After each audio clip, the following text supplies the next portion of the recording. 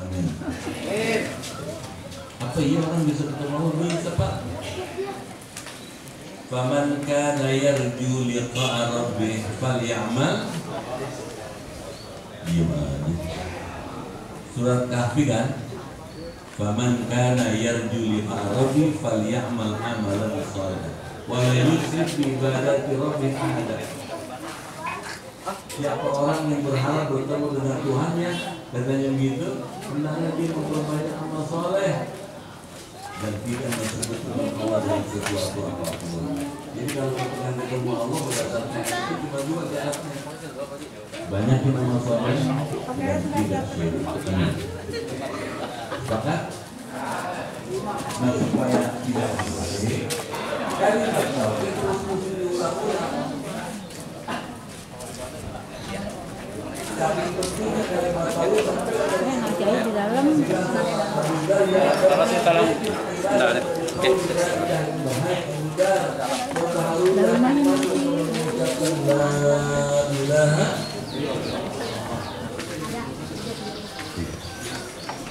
Selamat datang Pak Camat. Kita berterima kasih kehadiran Pak Camat. Mudah-mudahan kecamatan apa nih? Mudah-mudahan berkah ya.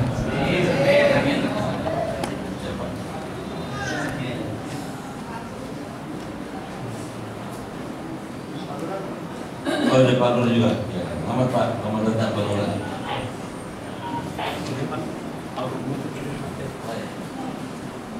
Kita terusin ya.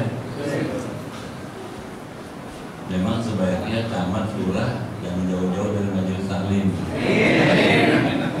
Kenapa? Karena yang bikin berkah, yang bikin maju, Grogol Petamburan yang begini nih. Yang gini nih siapa nih, orang-orang yang kayak bapak-bapak nih. Yang bilang siapa? Nabi besar Muhammad Sallallahu Alaihi Wasallam. Apa kata Nabi? Kata beliau kan, ad-dunya mal'unun wa mal'unun ma fiha illa aliman wa muta'alim. Dunia ini akan dikutuk oleh Allah beserta seluruh isi-isinya, kecuali kalau di dunia itu ada dua unsur yang saling bekerja sama. Ada kutukan Allah, tidak akan mal'un gitu. Apa itu?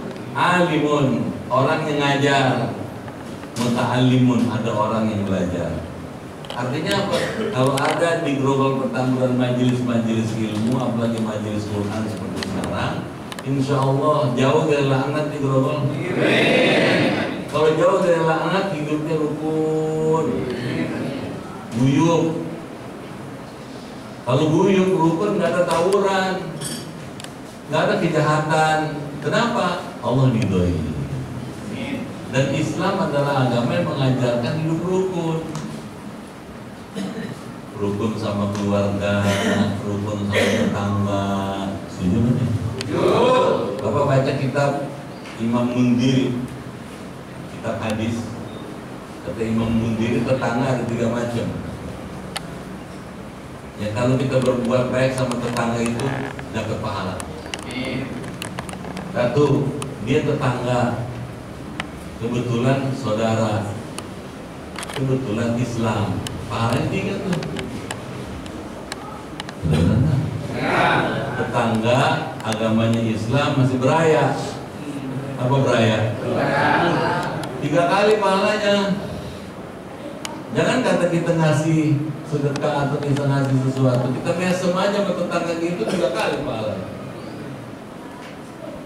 Ada tetangga, dia tetangga agamanya Islam, kebetulan bukan saudara, 2 pahalanya.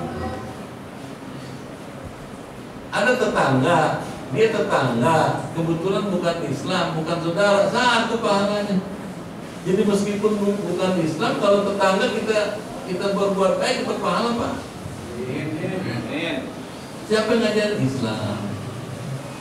Boleh nggak kita berbuat baik, hidup rukun sama tetangga meskipun Islam? Boleh. Disuruh malah. Kalau kebetulan ini bukan Islam, kalau perkara agama lakum dinukum, buat kamu agama kamu, buat saya agama saya. Tapi sebagai tetangga boleh dong kita bertegur sapa. Gimana nih? Takut amat ngautinnya. Boleh kita pulang dari masjid ke rumah tetangga, kita selamat pagi Pak. Kebetulan umat Islam boleh aja ngomong sama pagi kan. Tak sampai syirik lah kalau begitu. Jelas tuh. Malah kita boleh berbuat baik sama tetangga kita, punya lebih sesuatu kita kasih, boleh. Jadi jangan anggap kalau bukan Islam kafir, kalau kafir musuh kita. Kan ngajinya mesti dalam nih. Kafir ada 4 macam Pak. Gimana jadi? Ya. Ada berapa ya? 4 macam. Satu, kafir zimmi. Satu kafir zimmi, orang bukan Islam, tapi dia sikapnya bersahabat sama kita. Dia nggak nyakitin, nggak jahat, dia menghormati kita, dia menghargai kita, nggak ngerugiin kita. Kata Nabi, hormati dia. Kata Nabi bahkan, man ada zimmiyan wa ana khasmu yaumal qiyamah. Siapa orang menyakiti orang yang kafir zimmi, saya akan berhadapan dia nanti di hari kiamat. Beneran nih? Ya. 2, ada kafir mu'ahad namanya. Mu'ahad. Kafir mu'ahad ini gimana? Orang bukan Islam, tapi dia terikat dengan perjanjian dengan Rasulullah. Ada Bani Quraidah, ada Kainuka, ada Bani Nadir. Terikat ini untuk hidup rukun dan damai. Kita boleh berbuat baik sama dia. Jelas tuh? Jelas. Disuruh malah.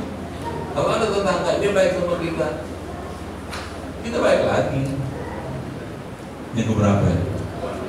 3, kafir musta'min namanya.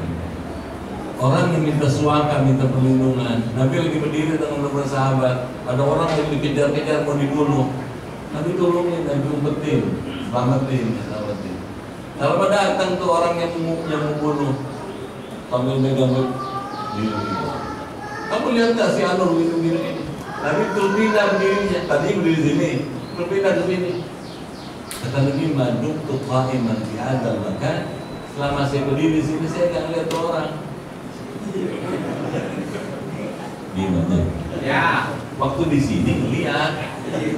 Karena pindah, begitu pindah, selama saya berdiri di sini saya nggak melihat. Kan nggak bohong dong. Bohong dari mana? Tapi di sini melihat, pindah di sini nggak lihat. Kenapa Nabi selamatkan? Karena orang itu minta pertolongan, diselamatkan. Islam itu agama keselamatan, menyelamatkan sesama. Mana ayatnya? Surat At-Taubah ayat 6. Ablighu ma'manah. Kalau dia minta pertolongan, tolongin, bacain Quran, terangin Quran. Kalau masih juga nggak berubah dan menjadi mukmin muslim, antarkan ke tempat nyaman supaya dia hidup selamat. Coba. Jadi mesti dirubah tuh paradigma, kalau bukan Islam mesti dihajar. Gimana nih? Takut amat ngaji. Rukun Pak, yang mesti dijaga nih hidup rukun. Rukun, guyup, bersatu. Setuju apa enggak? Kalau kita baca WA, kita baca Twitter, baca macam-macam, maunya perang dulu. Sama-sama Islam mau berantem dulu. Apalagi bukan Islam, sama Islam aja saling hujat-menghujat. Makanya baca-baca itu WA segala macam grup-grup itu mesti pintar nyaring-nyaring. Gimana? Periksa dulu, bener nggak nih informasi begini? Sumbernya kompeten nggak? Beritanya akurat nggak? Kalau nggak kompeten, tidak masuk nalar kritis, jangan ini. Kita main share aja, ada nggak begitu? Mana orangnya? Saya ya ngerusak Pak. Saya baru pulang dari Mesir. Mesir Pak tidak berdaya membiayai hidupnya negaranya itu. Kenapa? Karena teknologi informasi yang tidak dicerna dengan nalar kritis. Alhamdulillah, amin. Yang keempat, ada kafir harbi namanya. Orang bukan Islam tapi musuhin Islam. Nah kalau ini mesti diperangi. Betul kan?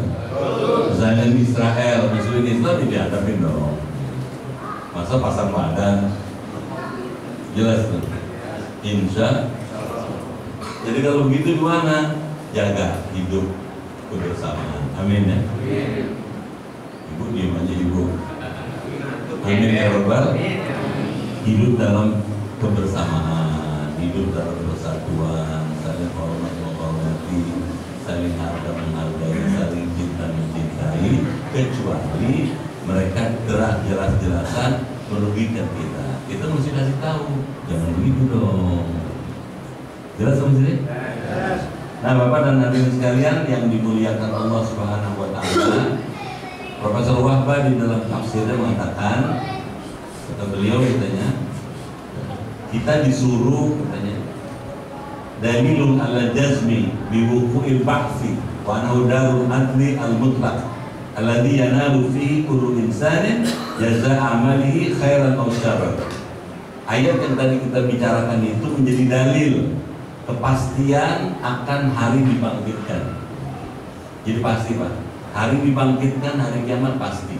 Setuju? Dan hari kiamat itu katanya darul adli al mutlaq, negeri di mana Allah menegakkan keadilan semutlak-mutlak. Yang benar dibalas kebaikannya, yang salah juga dibalas sesuai dengan kesalahannya. Ada orang masuk surga, ada orang masuk neraka. Mumpung belum sampai di akhirat, dari sekarang kita siap-siap jangan sampai masuk neraka. Caranya gimana? Banyakin amal soleh, banyakin kebaikan, banyakin menyebar kebajikan-kebajikan. Jangan kepada manusia, kepada hewan disuruh berbuat baik kita. Kedengeran tadi? Masih ingat kan Imam Abu Bakar Asyibli, seorang sufi dari Irak, dari Baghdad. Ketika beliau bermimpi ketemu Allah, mengaji tasawuf. Begitu ketemu Allah, ra'aitullah fil manam. Saya pernah melihat Allah dalam mimpiku. Ketika itu Allah tanya saya, Syibli, kamu tahu nggak kenapa kamu saya ampuni? Tanya Imam Syibli, mungkin dengan sebab sholat saya, Allah bukan. Mungkin dengan sebab ibadah saya, bukan. Mungkin dengan sebab ilmu yang saya sebarkan kepada umatmu juga, bukan, kata Allah. Setiap dijawab oleh Imam Syibli, bukan, kata Allah. Akhirnya apa? Gimana ya Rabb? Dengan apa engkau ampuni dosa aku ya Allah? Kamu masih ingat nggak katanya? Ketika suatu malam yang sangat dingin mencekam di lorong kota Baghdad, engkau sedang berjalan masuk di lorong kota Baghdad, engkau lihat siapa Hira? Tahu Hira? Kucing kecil. Ada kucing kecil kedinginan, gitu. Hampir mati karena dinginnya itu. Engkau angkat tuh kucing, engkau bersihkan AS yang melekat di badannya. Engkau kempit, apa dikempit? Dimasukin di tetap. Karena itu gua ampuni dosa.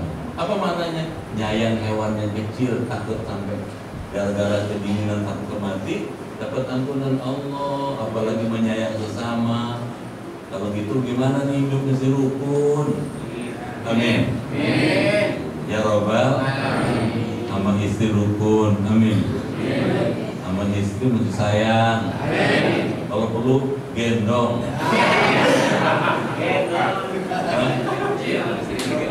Kalau bisa tak gendong kemana-mana.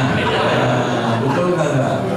Sebaliknya si istri sama suami, ya Allah, kalau istri ngeliat suami, apa yang bisa saya berikan buat suami saya ini? Biar suami saya tidurnya mesem. Udah ketawa aja no. Bangun tidur mesem lagi. Di kamar mandi mesem aja lagi saya. Amin. Ya Rabbal. Itu gimana tuh membahagiakan istri, membahagiakan suami, membahagiakan anak? Ada seorang pemuda datang kepada Rasul, ya Rasul, izinkan saya mau jihad. Tapi tanya, ahai walidah, bapak ibu masih hidup apa enggak? Masih ya Rasul. Fajahid rumah, berjihadlah membahagiakan ibu dan bapakmu. Bikin senang orang tuamu katanya. Benar-benar nih. Jadi kalau usah jauh-jauh jihad pakai ke Irak segala. Di rumah aja jihad, bikin orang tua senang, bikin orang tua bangga, bikin orang tua bahagia. Makanya orang tua tuh Pak makin mumpung masih ada orang tua mesti dijunjung, dipunjung, disukun, dilahun. Bahasa apa itu? Nikul dumur, apa lagi? Mendem jero, ditinggikan setinggi-tingginya. Kalau kurang-kurang dikit udahlah, jangan persoalkan. Ada yang munjung ulah ke gunung, ada nggak begitu? Mujak ulah ke sagara, ada yang munjung mampu luka indung, katanya. Mujak dulu, gak apa-apa. Artinya orang tua mesti ditinggikan. Kalau orang Minang, ada orang Minang nggak nih? Menurut orang Minang.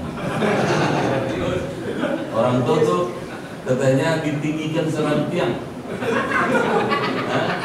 dimajukan selangkah. Ya orang tua mesti gitu Pak. Makanya mumpung orang tua masih ada, bikin senang dia. Itu jihad juga. Jadi jangan pikir macam-macam. Ada seorang ibu namanya Ummu Salamah, istri Rasulullah. Ya Rasul, kenapa yang diwajibkan jihad cuma laki-laki? Yang diwajibkan Jumat cuma laki-laki. Kami juga bisa berjihad dan bersolat Jumat, kata Ummu Salamah. Kata Nabi, kamu ngurus suamimu, ngurus anakmu dan keluargamu itu jihad. Amin. Ya Rabbal. Ngomong jam 11 sudah. Cukup dulu ya. Ngaji kalau kebanyakan enak. Betul nggak ya? Ngomong dulu bisa saya dari subuh Pak.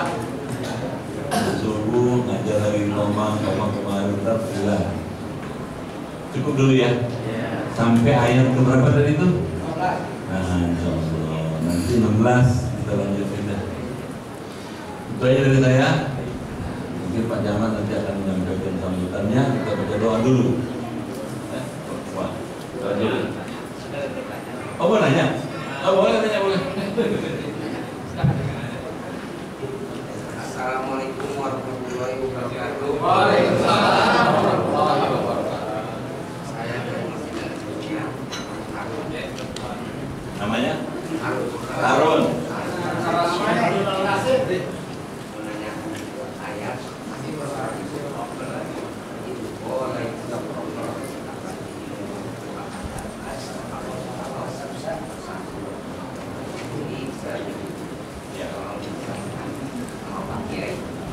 Ya. Assalamualaikum warahmatullahi wabarakatuh. Waalaikumsalam. Dalam tafsir surat Yusuf itu diterangkan bahwa Nabi Yusuf pernah menceritakan pengalamannya kepada ayahandanya. Ayahandanya namanya Nabi Yakub. Kata Nabi Yusuf, katanya saya melihat dalam mimpiku, katanya ahada asyara kaukaba. Ada 11 bintang sujud kepada saya. Begitu juga bulan dan matahari, katanya bersujud. Pertanyaannya, sujudnya bagaimana nih? Apa maknanya sujud? Para ahli tafsir mengatakan sujud ada dua macam. Ada sujud tahiyyah, ada sujud ibadah. Sujud tahiyyah apa? Sujud penghormatan. Artinya yang dimaksud sujud ini 11 orang itu, 11 bintang itu adalah kakak-kakaknya Nabi Yusuf. Semuanya hormat sama Nabi Yusuf. Bagaimana 11? Kan begitu bukan? Nabi Yakub punya istri 2. Istri pertama punya anak 10. Istri kedua punya anak 2. Nah yang 2 ini, yang pertama Bunyamin, yang kedua yang paling bungsu namanya Yusuf. Nah dari 12 kakak anak beranak ini, 11 itu menghormat Nabi Yusuf. Kenapa menghormat Nabi Yusuf? Karena Nabi Yusuf dengan kesabarannya dari orang biasa kemudian menjadi raja di Mesir. Mereka nanti ujungnya di ujung perjalanan hidup mereka akan menghormat, datang semuanya dari Kan'an di Palestina ke Mesir. Saya pernah datang Pak di Mesir di Al-Fayyum. Al-Fayyum namanya, bekas peninggalan kerajaan Nabi Yusuf. Yang kedua siapa? Wasyams wal qamar, matahari dan bulan. Ayah dan ibunya. Ayahnya Nabi Yakub, ibunya juga datang dari Kan'an dari Palestina ke Mesir. Ngapain? Menghormat. Karena anak ibunya. Yang dimaksud itu maksudnya. Jadi sujud di situ adalah sujud dalam rangka menghormat, bukan sujud ibadah. Kalau sujud ibadah tadi sholat subuh, yang boleh disujudi dengan ibadah dalam rangka ibadah cuma Allah, manusia nggak boleh. Kalau ada orang sembah sujud ananda, itu disuratkan, itu dalam bahasa doang. Maksudnya saya menghormati ibu dan bapak. Jelas? Ya. Terima kasih dari itu Kiai. Sungkem tidak dilarang karena sungkem itu bukan sujud. Ibunya duduk atau bapaknya duduk di kursi, anaknya terus di sini mencium lututnya, didoakan boleh. Nggak syirik. Ada orang Jawa kan ya? Sungkem itu menghormati orang yang lebih tua. Siapa orang tuanya? Yang nggak boleh kita sujud di depan orang tua, nggak boleh. Sujudnya nggak boleh. Sujud dalam makna sholat subuh tadi. Jelas ya? Pesan ayat tersebut ada orang tua puasa satu minggu. Ayat tersebut bulannya pakai Pelet. iya, pakai air dulu dan hijau. Ya, pelet mah gak usah pakai puasa. Kalau pengen kawin lagi gak usah pakai puasa begitu. Duit banyakin, tampilan kerenin dikit. Berehan, berehan. Udah ngikut pasti. Jelas? Susah. Boleh nggak kawin lagi? Boleh kalau adil. Kalau bisa adil boleh. Kalau nggak bisa adil dengan aku aja dah. Aku aja nggak habis. Jelas? Boleh, nggak dilarang. Ya, paham ya? Ibu mulai dekat sama saya nong ibu. Kalau orang saya ketemu Ustaz. Ayatnya bilang fankihu ma qaba lakum minan nisa masna wa thulatha wa ruba'. Fa illam ta'dilu fa wahidatan. Fankihu itu perintah, nikahilah olehmu wanita yang kamu anggap baik. Boleh 2, boleh 3, boleh 4. Jangan berhenti sampai situ. Itu kalau menurut Ahlussunnah wal Jamaah, istri boleh 1, boleh 2, boleh 3, paling banyak 4. Kalau Syiah lain lagi tuh, boleh 2, 4, boleh 3, 6, 4 berapa teman? 6 tambah 4 berapa? Dulu boleh 4, 18. Syiah tuh. Baca tafsir mesti lihat ini tafsir mana nih? Ahlussunnah apa Syiah? Kalau Ahlussunnah paling banyak 4. Fa illam ta'dilu fa wahidatan. Kalau kira-kira enggak ukuran adil, nggak bisa adil, 1 aja dah. 1 aja juga nggak habis. Bolak balik putar. Nggak bisa habis tuh. Jelas.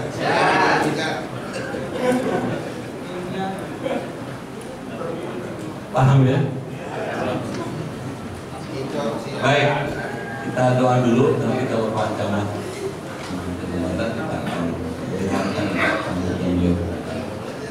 Semua yang hadir di masjid, keluarga Bapak Ibu di rumah sehat, imannya kuat, ibadahnya giat, rezekinya luas, hidupnya berkah, usahanya maju, anaknya soleh, keluarganya sakinah. Mohon pada Allah kita dan keluarga kita husnul khatimah. Al-Fatihah.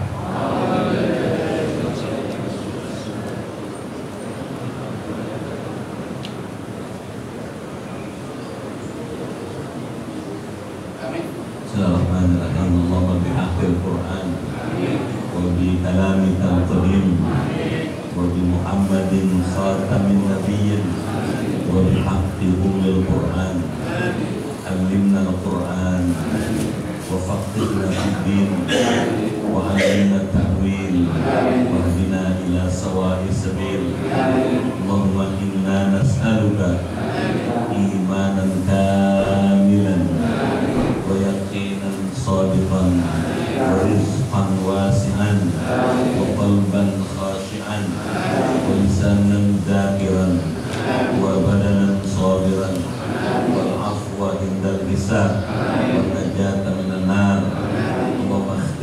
بحسن الخاتمة ولا تختم علينا بسوء الخاتمة.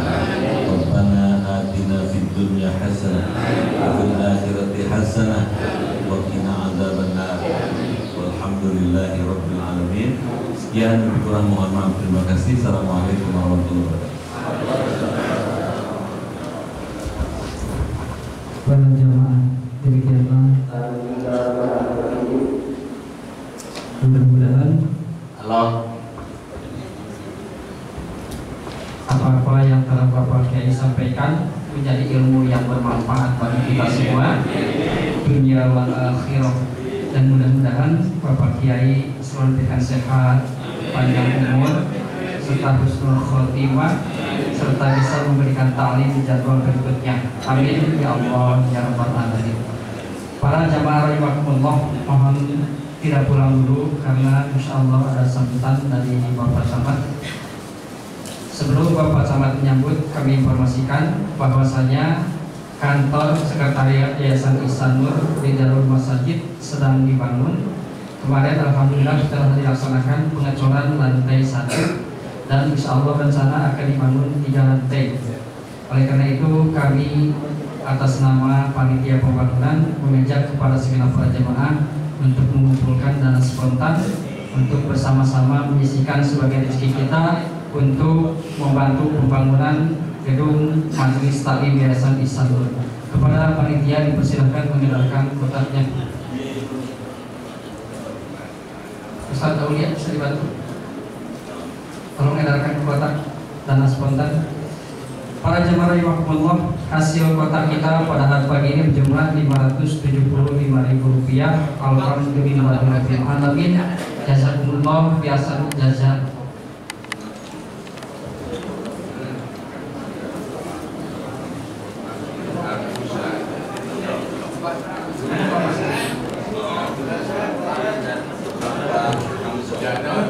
Silakan untuk mengumpulkan dana spontan.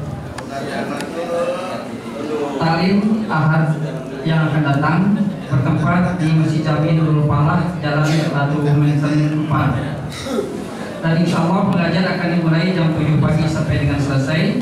Dan insya Allah akan diasuh oleh Al-Mukarram Kiai Haji Ahmad Haiti. Di yayasan ada UPJ, unit pelayanan jenazah Yayasan Ihsan Nur. Kepada para jemaah yang berminat untuk bergabung dengan UPJ, mendaftar sebagai anggota atau membayar iuran, dipersilakan selesai taklim menghubungi pengurus UPJ unit pelayanan jenazah Yayasan Ihsan Nur di Darul Masajid. Dan yang selanjutnya adalah sambutan dari Bapak Camat Grogol Petamburan. Waktu dan segala kesempatan kami persilakan.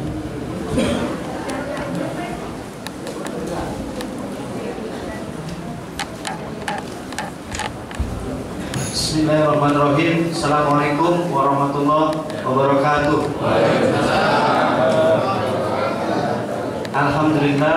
Alhamdulillahilladzi nahmaduhu wa nasta'inuhu wa nastaghfiruh wa na'udzu billahi min shururi anfusina wa min sayyiati a'malina, may yahdihillahu fala mudilla lahu wa may yudlilhu fala hadiya lahu.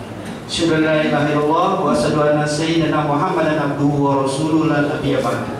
Amma ba'du. Yang tentunya kita sama-sama muliakan Al-Mukarram Bapak Kiai Haji Surikno mohon maaf ya. Ternyata beliau ini pernah jadi warga saya juga. Saya pernah jadi lurah Kota Bapak Kiai, cuma jarang nengok. Tahun 2008 2010 2 tahun saya jadi lurah Kota Paputara. Beliau adanya di RW 8. Kita doakan bersama semoga beliau panjang umur, sehat selalu, bisa memberikan faedah keilmuan kepada kita semua. Kemudian yang saya hormati para pengurus yayasan Ihsanul Masajid, Rijalul Ihsanul Masajid. Ini sering saya lupa nih, mohon maaf nih panjang. Kemudian yang saya hormati Pak Lurah Jelambar. Ini mudah-mudahan ya para jamaah tahu ya. Saya berdiri Pak Lurah, berdiri. Nah ini Lurah Jelambar yang baru, Bapak Haji Ambari, Haji Ambari ya. Baru 3 minggu beliau, alhamdulillah. Kemudian para alim ulama, tokoh masyarakat, Bapak Ibu semua yang insya Allah diberkahi Allah Subhanahu Wa Taala. Syukur alhamdulillah Pak Kiai, mohon maaf saya untuk mengajar ini sudah keempat kali nih. Ya, sesempatnya saya pasti sempatkan karena menimba ilmu ada sesuatu yang wajib bagi diri saya. Awalnya yang mohon maaf ya karena saya kelahiran juga nggak jauh Pak Kiai, saya lahir di Cengkareng. Jadi dari dulu masih kecil juga selalu ada tuh pengajian-pengajian kayak gini. Alhamdulillah di lingkungan Bapak semua keluarga kita keluarga pengajian alhamdulillah. Terkait dengan kegiatan ini saya bersyukur sekali dan ada informasi kemarin beberapa waktu yang lalu sudah menghadap saya MUI Kecamatan Bapak Ustadz Abdul Rahman Ma'ruf, nggak datang ya? Biasa beliau termasuk jemaah juga ya? Ya, sekretaris. Jadi dari Ketua MUI Jakarta Barat Pak Kiai Munahar briefing sama stafnya lah mungkin yang kecamatan untuk pembentukan, kita tolong pembentukan di tingkat kelurahan.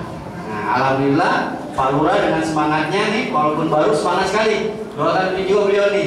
Beliau juga sudah berencana mau membangun musola di sebelah kantornya. Kita bantu nanti. Jadi di tiap kelurahan ada 7 kelurahan Pak Kiai di Kecamatan Grogol Petamburan. Itu nanti ada pengurus MUI. Ya. Jadi sekarang MUI juga harus memberikan laporan kegiatannya, kan gitu. Jadi keberadaannya, eksistensinya kelihatan. Ya. Jadi maunya daripada MUI provinsi maupun MUI kota seperti itu. Makanya di tingkat kelurahan dan juga dibentuk. Kemarin kalau nggak salah Jelambar ini sudah dibentuk. Itu siapa? Ustadz Haji Momon ya, Ustadz Haji Momon. Dan berapa orang? 5, termasuk Pak Ustadz Haji Hibni juga kemarin di kelurahan ya hadir.